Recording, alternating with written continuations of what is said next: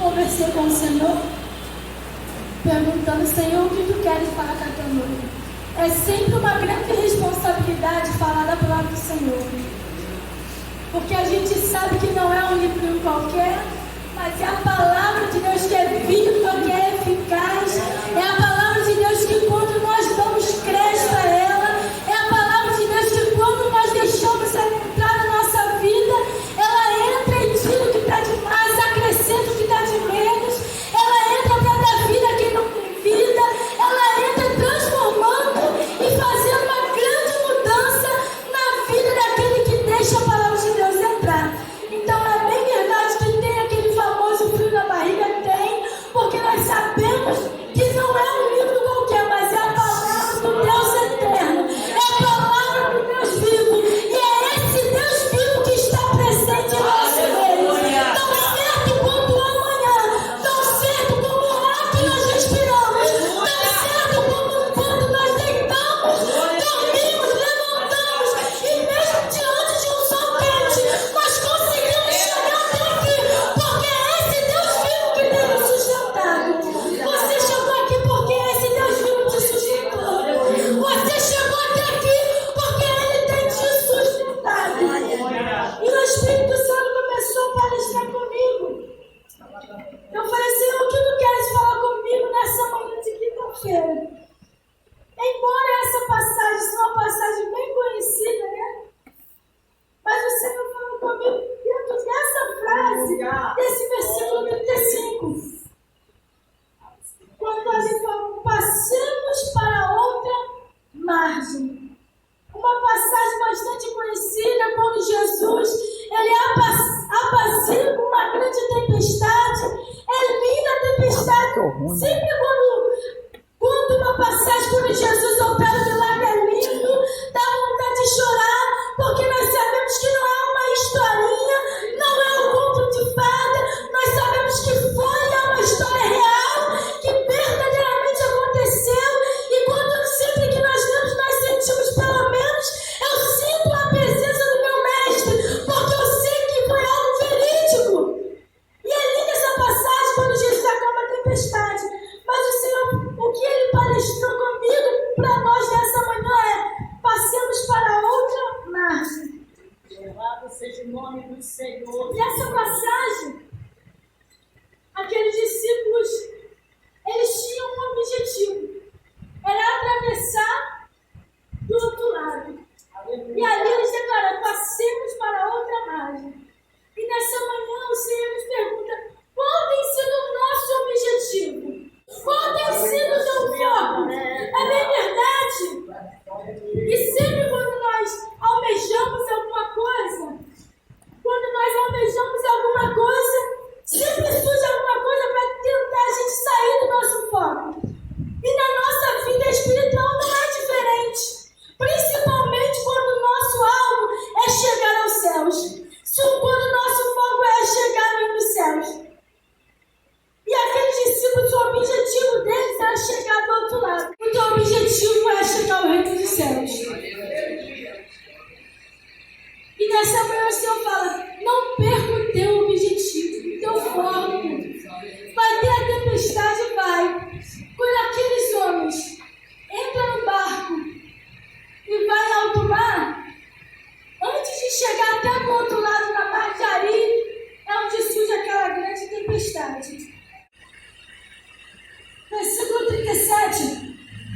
E levantou-se grande temporal de vento, subiu as ondas por cima do barco, de maneira que já se enchia de água. E ele estava na popa dormindo sobre uma almofada, e despertaram, dizendo: Mestre, não te importa que pereçamos? Aqueles homens ficaram tão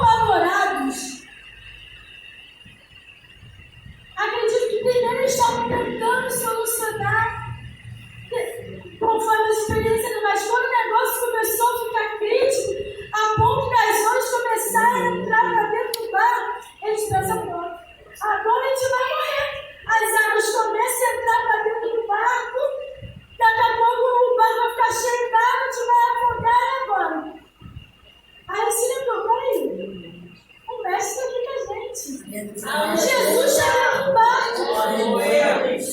Engraçado que eles não chegam de imediato até Jesus e eles não falam, mestre, dá ordem para a tempestade parar ou faz um milagre. Ou eles não pedem Jesus para apaziguar a tempestade, mas eles questionam a Jesus com uma pergunta: mestre, não te importa que pereçamos? Eles não já tinham visto Jesus fazer outros milagres? Se eles já tinham visto Jesus operar outros milagres, eles sabiam o que é uma tempestade, o que é uma grande tempestade, um grande temporal, para um Deus que já abriu visão de cego, para um Deus que já fez coisas chorar, para um Deus que já multiplicou pães e peixes, para um Deus que alimentou uma enorme multidão. Diante de tantos milagres que ele presenciaram, o que é um grande temporal? Mas eles questionam, mas não te importa com pereçamos? Será que verdadeiramente era porque Jesus não se importava com eles? Jesus, ele estava no barco. O mestre, ele estava dormindo. E ele estava na polpa dormindo sobre uma almofada.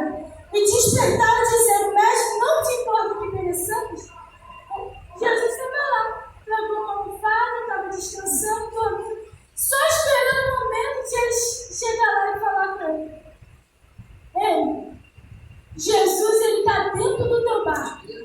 Talvez você esteja enfrentando uma tempestade. A partir do momento que aceitamos a Jesus, o nosso objetivo, o nosso foco é o céu, é morar com Cristo. Mas até chegar no céu, vai vir tempestade, vai vir grande temporal. Mas a gente não pode perder o foco. Lembre-se, uma vez que você chama Jesus para estar no teu barco, ele está lá no barco. Não precisa sentir nada, não precisa achar que Jesus não se importa com você. Primeiro, se Jesus não se importasse com aqueles grupos, ele não estaria lá dentro com eles. Você acha que se Jesus não se importasse, ele estaria lá? Jesus estava tranquilo, descansando, e nada acontece sem a permissão dele. Só veio aquela tempestade porque Jesus precisava ter um particular com aqueles homens. Porque Jesus precisava que aqueles homens, embora andavam com Jesus para cima e para baixo, durante aquela cidade, embora ele já estivesse presenciado vários milagres, eles não conheciam Jesus. Porque como mais à frente, a seguir, o versículo faz uma pergunta. Aqueles discípulos perguntam, quem é esse? Que até o vento e o mar lhe obedecem. É uma pergunta que chega a ser engraçada. Aqueles andavam com Jesus, comiam com Jesus, viam Jesus pregar, fazer milagre e ainda não conheciam ele. E Jesus fala assim, peraí, eles conhecem, eles me conhecem, sabem que eu sou o Jesus que prega, está com ele. Eles me conhecem aquilo que os olhos deles veem. Eles estão vendo fazer milagre, mas eles ainda não entenderam que eu sou o Filho de Deus. Eles ainda não entenderam qual é o meu propósito aqui na terra. Eles ainda não conseguiram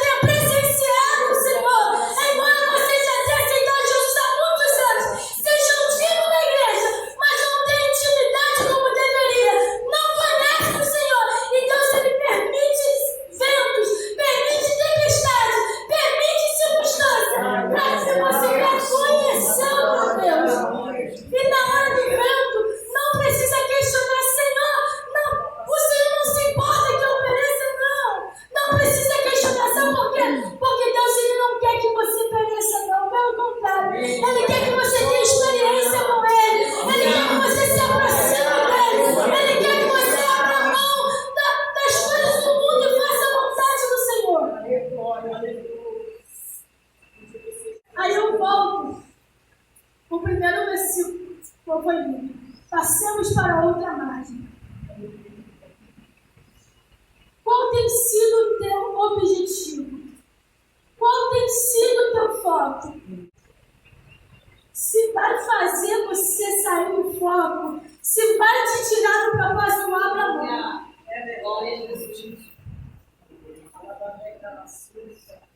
Renúncia. É fácil renunciar à nossa vontade para fazer a vontade de Deus? Não. É fácil matar a carne todo dia? Não. Porque a nossa vida é uma luta constante entre carne e espírito. Se o nosso espírito não for alimentado, a carne vai gritar, vai prevalecer, o inimigo vai atacar, o inimigo ele vai conseguir te tirar da presença, ele vai conseguir te matar espiritual. Se o espírito não for alimentado, o inimigo ele vai conseguir te dar uma rasteira feia. E nessa manhã o Senhor ele te trouxe aqui para te falar, alimente o teu espírito. Porque o Satanás ele está doido para te tragar. Ele está doido para poder nos tirar da presença de Deus. Ele está doido para poder nos tirar do foco. Declare. Levante-se, entra no barco e declare, passemos para outra margem. Mas não deixe que a tempestade, não deixe que nada venha te impedir no foco. Permaneça no foco. O teu objetivo é atravessar o outro lado. E até atravessar o outro lado vai ter tempestade, vai ter gigante, vai ter luta, vai ter de tudo para te tirar do objetivo. Vai. Mas não saia, não perca o foco, não perca o objetivo. Para finalizar, eu quero citar, como eu falei, que até chegar no céu vai ter diversas coisas. Quando, lembrando aqui, o Senhor me fez me lembrar, quando Moisés, ele separa 12 homens, cada homem, líder de cada tribo, para espiar a terra prometida, para conquistar a terra que o Senhor tinha prometido, de 12, somente 2 chegaram até Moisés com encorajamento. 10 só ganharam com os pontos negativos. É impossível ganhar até aquela terra. Moisés já chegou botando medo em Moisés e em todo o povo. Não tem como, é impossível. Tem gigante, tem dificuldade, tem assim, tem assado. E já chegou botando no terror, medo em todo mundo. E Josué e Caleb parou aqueles homens, já interrompeu e falou assim, não, peraí, é verdade, tem gigante, tem dificuldade, mas a terra é boa. E outra coisa, pode ter gigante, mas quem foi que nos prometeu a terra? Não foi o Senhor? Então nós vamos em nome do Senhor. Tem uma terra preparada para nós. Não é a terra prometida na terra, mas é a terra prometida celestial. E para chegar nessa terra prometida celestial, nós vamos enfrentar tempestades, temos que enfrentar gigantes, temos que, vai ter pedradas, vai passar por um momento de dor, por um momento de luta, não vai ser fácil, vai ter dificuldade, mas sim vai ter dificuldade, mas se a gente fizer como aqueles homens, focar no gigante, focar na dificuldade, nós vamos ser tomados pelo medo. Nós vamos ser paralisados pelo medo. E quando o ser humano ele é paralisado pelo medo, ele não consegue andar, ele fica travado. Ele não tem reação. Ele perde a reação porque o medo domina. Não seja paralisado pelo medo. Ainda que tenha gigante, ainda que sofra uma grande tempestade. Lembre, Jesus está no barco. Só precisa fazer uma coisa. Chama por Jesus. Quando a situação ficou bem crítica, aqueles discípulos chamam Jesus. Jesus, a Bíblia nem fala que Jesus levantou. Mas ele estendeu as mãos. Acredito que Jesus nem precisava muito mais. Ele só estende a mão e fala: calma, acredite. E na mesma hora que ele temporal cessou, está passando uma tempestade? Chega por Jesus. Você não convidou Jesus para dar. Chama por Jesus quando você se lembrar que Jesus está no teu barco. Jesus, ele só vai estender a mão e vai ensinar, passa a tempestade. Você está enxergando o gigante que tem se levantado? Colocou o objetivo de atravessar o lado. Você está enxergando o gigante? Está enxergando as dificuldades no meio do caminho? Lembra, foi Deus que te prometeu a terra prometida. Foi Ele que te prometeu, foi Ele que te fez a promessa. Então não para, não desanima. Ergue a tua cabeça. Permaneça no propósito. Permaneça no fogo até chegar ao céu. Não é fácil servir. Chegar ao outro lado, atravessar outra margem. Em algumas traduções eu percebi que está escrito atravessar outra banda e tentar outra margem. Atravessar o outro lado é sair da nossa zona de conforto. É abrir mão daquilo que a gente muitas das vezes não gostaria de abrir mão, mas a gente sabe que é preciso para entrar no reino dos céus. Para chegar do outro lado, é preciso uma vida de renúncia. E o Senhor, Ele tem nos alertado, Ele está nos alertando nessa manhã. Não tenha essa palavra como uma correção, vamos dizer assim. Tenha essa palavra como um conselho do Espírito Santo para você. Abra a mão, ainda que a tua carne queira fazer, ainda que você deseje fazer aquilo. Se vai te atrapalhar de chegar do outro lado, abra a mão. Renuncia. Porque vai valer a pena. O que o Senhor está preparando, olhos não viu. Ouvido não ouviu. E nem chegou no coração do homem que o Senhor tem preparado. O que o Senhor tem preparado para nós não é pouca coisa não, irmão. A gente para quando a gente Aleluia. imaginar o que o Senhor está preparando. A nossa mente humana nem consegue imaginar. Porque a nossa mente ela é limitada. Mas só um pouquinho que a gente imagina, a nossa alma já parece que vai navegar na Glória a Deus, aleluia. De tão tremendo que é. Deus eterno. Por isso o Senhor falar para você: faça isso, ou deixe de fazer isso. Abra mão disso, obedeça a voz do Espírito Santo. Porque vai valer a pena. Não é fácil servir a Cristo, mas a melhor coisa que tem é obedecer a voz do Senhor. É permanecer dentro do propósito, para morar no céu. Não é fácil servir, é difícil, é. E o Senhor, Ele tem alertado, porque desde antigamente, Deus, Ele tem. E o mais engraçado é que Deus não é de hoje que o Senhor Ele alerta com uma mensagem como essa. Desde os povos antigamente, o Senhor Ele tem alertado os hebreus, os judeus, Ele tem alertado para poder se voltar para o Senhor, Ele tem alertado para renunciar, Ele tem alertado para fazer a vontade de Deus, Ele tem alertado para não perder o objetivo. Tem porque desde antigamente o povo